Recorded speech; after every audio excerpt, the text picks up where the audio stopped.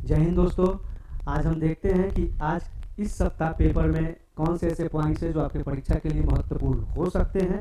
देखिए, इस क्लास का एकमात्र उद्देश्य है कि रोज पेपर में आए वैसे मुद्दे जो परीक्षा के लिए इम्पोर्टेंट हो सकते हैं, उसको आपको इस क्लास के माध्यम तक आप तक पहुंचा देना। आपको इन पॉइंट्स को क्या करना है कि आप ये तो तय है कि आप पहले जो सब्जेक्ट्स पढ़ चुके हैं, यानी history, polity, economics, geography, science जो पढ़ चुके हैं, उन सब्जेक्ट्स को पेपर में आए मुद्दों से क्या करें, लिंक करके और तैयार कर सके, ताकि आपको पता चले कि पॉलिटी को आज के दृष्टिकोण से कैसे पढ़ लेना है, कौन सा पॉइंट इंपॉर्टेंट है पॉलिटी में, हिस्ट्री में कौन सा पॉइंट अभी इंपॉर्टेंट है, पेपर में कौन से मुद्दे ऐसे आए हैं जो इन सब्जेक्टों से लिंक करते हैं। इनको लिंक आपको पेपर से थोड़ा सा कर लेना है। बस इसके क्लास का एक ही उद्देश्य है कि पेपर में आए मुद्दों को आप तक पहुंचा देना। ठीक है, जैसे इस बार पेपर में है कि गोवा में एंड ऑफ लाइफ केयर की सहमति मिली है। देखिए, गोवा एडवांस मेडिकल डायरेक्टिव्स सुविधा शुरू करने वाला देश का पहला राज्य बन गया है। एंड ऑफ लाइफ केयर नीति उन लोगों को दी जाने वाली देखभाल है जिनकी मौत करीब होती है। ठीक है, जिनकी मौत करीब होती है और उस वक्त वो बोलने या डिसीजन लेने की क्षमता में क्या होते हैं, नहीं होते हैं। जैसे क्या है लिविंग विल? लिविंग विल वास्तव में एक दस्तावेज है जिसमें कोई व्यक्ति यह बताता है कि वो भविष्य में गंभीर बीमारी की हालत में किस तरह का इलाज कराना चाहता है। यह वास्तव में इसलिए तैयार किया जाता है जिससे गंभीर बीमारी की हालत में अगर व्यक्ति खुद फैसले लेने की हालत में न रहे तो पहले से तैयार दस्तावेज के हिसाब से उसके बारे में फैसला लिया जा सके। गोवा देश का पहला राज्य बन गया। ये देश का पहला राज्य बना है जिसने कोर्ट के निर्देश के अनुरूप लिविंग विल सुविधा को अक्षरशः लागू किया है। यानी कि हो सकता है गंभीर बीमारी किसी को हो और वो उस वक्त वो बोलने की क्षमता में न रहे कि हमें कैसा इलाज करना चाहिए, तो आप समय से पहले एक दस्तावेज तैयार कर सकते हैं कि भैया हमको जब मेरी कोई खतरनाक बीमारी हो जाएगी और हम डिसीजन लेने की क्षमता में नहीं रहेंगे तो इस अनुसार उस वक्त हमको इलाज ऐसे कर दीजिएगा। यानी कि उस दस्तावेज के आधार पे आपका इलाज कर दिया जाएगा। बस ये डिसीजन, ये नियम लगाने वाला गोवा देश का पहला राज्य बन गया है। ठीक है, तो इस तरीके से भी गोवा को दिमाग में रखिएगा। देखिए, ये लेख आया था, तो इस लेख में 2-3 पॉइंट थे जो सोचे कि आप तक पहुंचा दे। जैसे आपको 2002 में जैव विविधता अधिनियम तैयार किया गया और इस अधिनियम के क्रियान्वयन के लिए त्रिस्तरीय संस्थान ढांचे का गठन किया गया। अधिनियम की धारा 8 के तहत सर्वोच्च स्तर पर वर्ष 2003 में राष्ट्रीय जैव विविधता प्राधिकरण का गठन किया गया। यानी कि राष्ट्रीय जैव विविधता प्राधिकरण का गठन कब किया गया, तो 2003 में किया गया और यह पर्यावरण और वन मंत्रालय के अधीन संस्था है। ठीक है, तो ये दिमाग में रखिएगा कि राष्ट्रीय जैव विविधता प्राधिकरण कब लाया गया, 2003 में। इसका मुख्यालय कहाँ है, तो चेन्नई में है। और साथ में एक और पॉइंट है, संयुक्त राष्ट्र ने 2021 से 30 को पारिस्थितिकी संरक्षण का दशक घोषित किया। यानी कि 2021 से 30 को पारिस्थितिकी संरक्षण का दशक घोषित किया है। किसने? तो संयुक्त राष्ट्र ने। ये सब दिमाग में आप रखिएगा। बस आर्टिकल था, 2 पॉइंट थे, सोचे आप तक पहुंचा दिया जाए। ठीक है, लेख वगैरह पेपर का पढ़ते रहिएगा, बहुत काम करता है। बस ये सरसरी निगाहों से देख लीजिएगा। चीन का अंतरिक्ष यान चांद के अंधेरे हिस्से में उतारा है मिट्टी के नमूने लेने के लिए। एक चांद पे इसने एक चांद पे गड्ढा है, जो चांद पे गड्ढा है, उस गड्ढे में उसने अपना अंतरिक्ष यान उतारा है, शायद लेके वापस भी अब लौट रहा है। बस सरसरी निगाहों से दिमाग में रखिएगा इसको।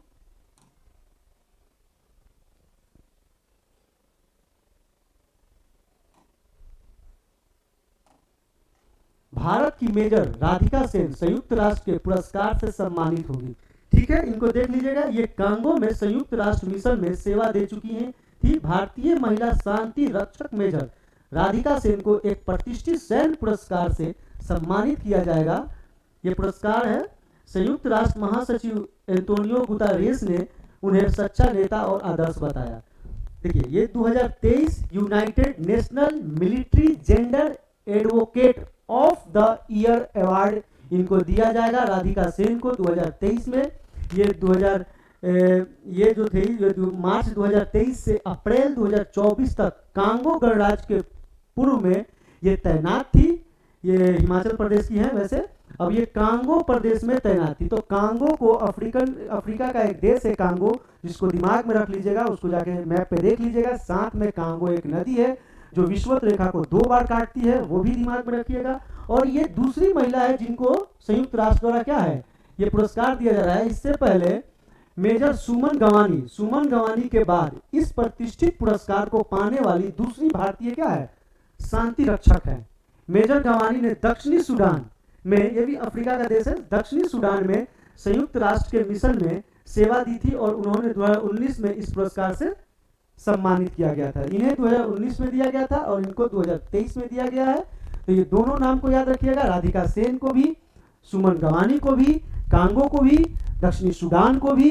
तो आप मैप पे जाके देख लीजिएगा अफ्रीका को, अफ्रीका के मैप पे थोड़ा अच्छे से काम कर लीजिएगा, वहां से अक्सर पूछता है ज्योग्राफी में प्रश्न। ठीक है, इतना दिमाग में रखिएगा इससे संबंधित।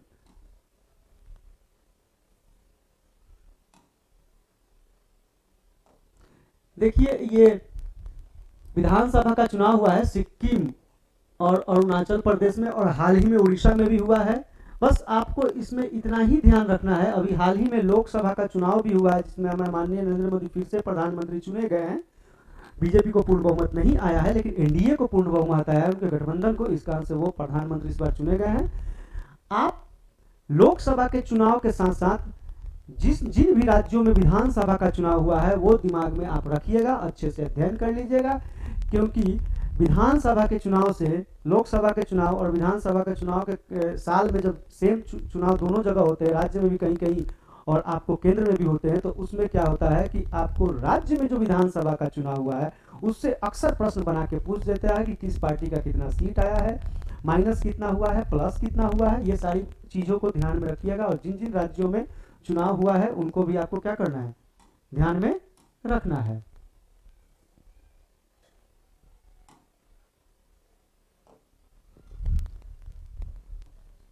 ये श्री अन्न है, यानी कि बस आपको इतना रहे कि G20 के बैठक में प्रधानमंत्री ने श्री अन्न योजना का बढ़ावा देने के लिए बात, आपको श्री अन्न योजना का को दिमाग में रखिएगा। श्री अन्न से प्रश्न पूछ सकता है, ये मोटे अनाज से संबंधित है, मोटे अनाज का उत्पादन उसको बढ़ावा देने के लिए। ठीक है,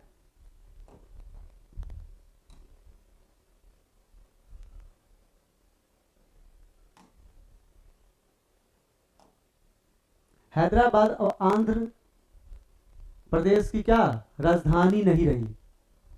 देखिए आंध्र प्रदेश पुनर्गठन अधिनियम 2014 के अनुसार 2 जून 2024 से हैदराबाद केवल तेलंगाना का राजधानी होगा।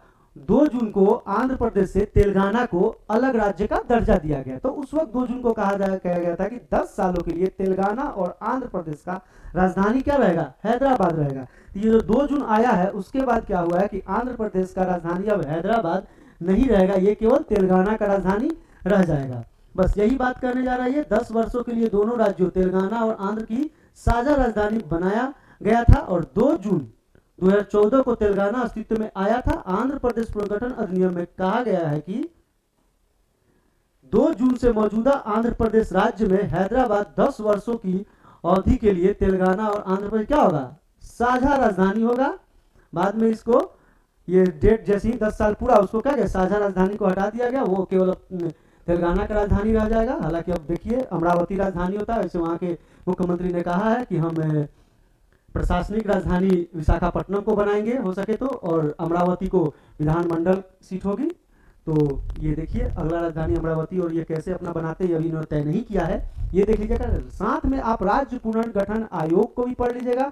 राज्य पुनर्गठन आयोग 1953 में गठित किया गया था और 1956 में राज्य पुनर्गठन अधिनियम 1956 में लागू किया गया था। ठीक है, तो राज्य पुनर्गठन आयोग कब अधिनियम बना, कितने उसमें आप कितने राज्यों को अलग राज्य का दर्जा दिया गया, कितने केंद्र शासित प्रदेशों को दर्जा दिया गया, ये सारा राज्य पुनर्गठन आयोग आप पढ़ लीजिएगा।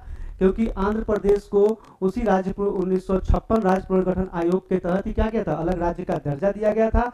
आप जब पढ़िएगा तो आपको उसमें मद्रास से कैसे आंध्र प्रदेश को अलग किया गया, कैसे अलग हुआ भाषा के आधार पे, ये सारी पॉलिटी के हिसाब से क्या करना है आपको, पॉलिटी में जाके पढ़ लीजिएगा। ये इंपॉर्टेंट हो सकता है। राज्य पुनर्गठन आयोग आंध्र प्रदेश 1953 राज्य पुनर्गठन आयोग का गठन, और राज्य पुनर्गठन अधिनियम जब पास हुआ 1956, वो सब कुछ आप पॉलिटी में जाके पढ़ लीजिएगा। ये प्रश्न के रूप में आएगा, इंपॉर्टेंट है, आंध्र प्रदेश आ सकता है।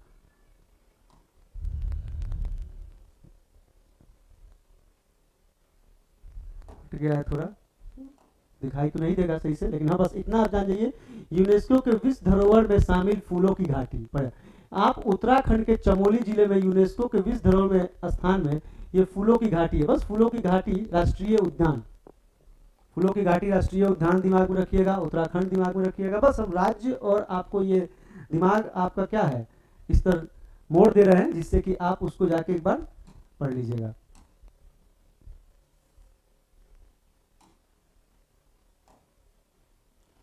देखिए 1962 के बाद लगातार 3 बार नरेंद्र मोदी प्रधानमंत्री बनेंगे। इससे पहले 1952, 57 और 62 में कांग्रेस की लगातार 3 बार जवाहरलाल नेहरू बने थे, 52 में, 57 में और 62 में। उसके बाद 1962 में लगातार 2014, 19 और 2014, 19 और 2024 में नरेंद्र मोदी प्रधानमंत्री बनेंगे। ये तुलना करके बताया गया है, इसको आप दिमाग में रखिएगा। 62 को भी 62 के बाद है जब ये लगातार 3 बार हमारे माननीय नरेंद्र मोदी प्रधानमंत्री बन रहे हैं जवाहरलाल नेहरू के बाद।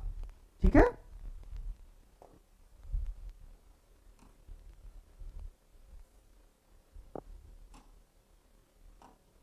भारत ने रुद्रम मिसाइल का सफल परीक्षण किया। रुद्रम मिसाइल है जिसका सफल परीक्षण किया गया है।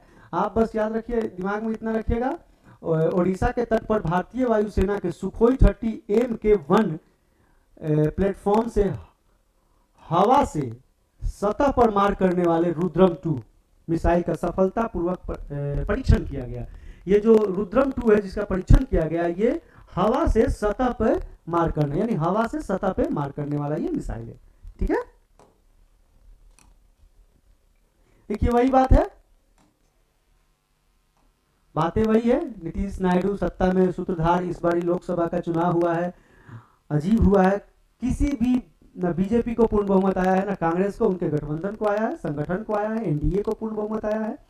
तो आप बस इतना दिमाग में रखिएगा, ध्यान में रखिएगा कि भैया इस बार बीजेपी का सीट में कितना माइनस, कांग्रेस का इस लोकसभा चुनाव में कितना प्लस, प्लस माइनस देख लीजिएगा। साथ में बिहार के दृष्टिकोण से जदयू को देख लीजिएगा, कितना उनका आया है, कितना प्लस हुए, कितना माइनस हुए, ये सारा चीजें प्लस माइनस के हिसाब से आप देख लीजिएगा। 293 एनडीए को, 240 भाजपा उसमें है, पूरे इनके संगठन को 293, 240 भाजपा है, 232 इंडिया को है, 99 स्वतंत्र कांग्रेस को है। ठीक है, बाकी तो अभी हवा बना हुआ है राजनीतिक, तो ये तो किसी से बचा नहीं हुआ किसको क्या, तो बस इस पे अध्ययन कीजिएगा, पूछ देगा। हाँ, बात मैंने बार बार दोहराया एक बार कि जिन राज्यों में चुनाव इस बार हुआ है विधानसभा का, उन राज्यों पे थोड़ा पैनी नजर रखिएगा। राज्यों का से संबंधित प्रश्न बना के पूछ देता है, या यूपीपीसीएस जाके देखिएगा 2014 में, 2015 में, तो आपको दिख जाएगा प्रश्न।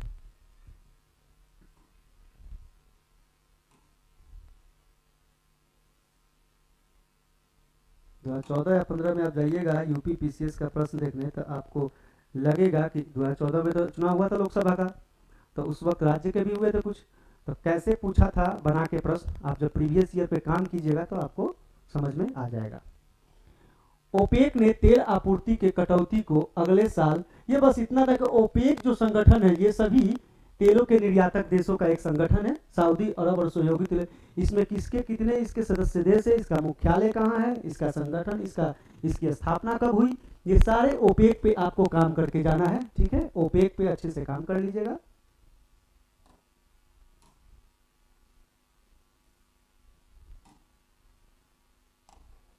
भारत ने ब्रिटेन से 100 टन सोना घरेलू तिजोरियों, देखिए आपको बस यह 1991 के बाद सोने की सबसे बड़ी, आपको बस इतना दिमाग में रखना है कि वर्ष 1991 में विदेशी मुद्रा संकट से निपटने के लिए सोने के बड़े हिस्से को गिरवी रखने के लिए तिजोरियों के बाहर निकाला गया था। यानी कि 1991 की आर्थिक नीति भारत का आप पढ़ लीजिएगा, ये इससे जो है डायरेक्ट लिंक होता है भारत की नई आर्थिक नीति 1991।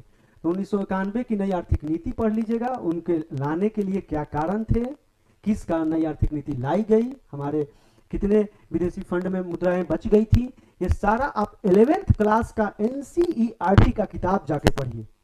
11th क्लास के एनसीईआरटी का किताब पढ़िएगा, वहां पे नई आर्थिक नीति के बारे में सारा कुछ वहां पे स्पष्टता लिखा हुआ है कि भाई नई आर्थिक नीति लाने के पीछे क्या कारण थे। एक बार पढ़िए जाके, पूरा डिटेल तो हम कर नहीं सकते हैं। ये पुस्तक है, ये पढ़िएगा आप पुस्तक को, भारतीय अर्थव्यवस्था का विकास। इसमें आपको देखिए आर्थिक सुधार 1991 से उदारीकरण, निजीकरण और वैश्वीकरण, यानी उदारीकरण, निजीकरण, वैश्वीकरण से संपूर्ण समीक्षा इस किताब में किया हुआ है। आप इसको जाके एक बार पढ़िए घर पे, और इससे प्रश्न रहेंगे नई आर्थिक नीति से हो सके। ये आईपीएल के बाद अब T20 विश्व कप को लेकर दीवानगी। आपको उतना नहीं, आप बस दिमाग में रखिए अमेरिका और वेस्ट इंडीज। आपको मैप पे जाके अमेरिका पे काम कर लेना है, वेस्ट इंडीज पे ज्योग्राफी के हिसाब से कौन सी झीलें हैं, कौन सी नदियां पी गई हैं, उनको ज्योग्राफी के हिसाब से इन पे क्या करना है, वेस्ट इंडीज और अमेरिका पे आपको काम कर लेना है। बस खत्म, आज के पेपर में इतना ही।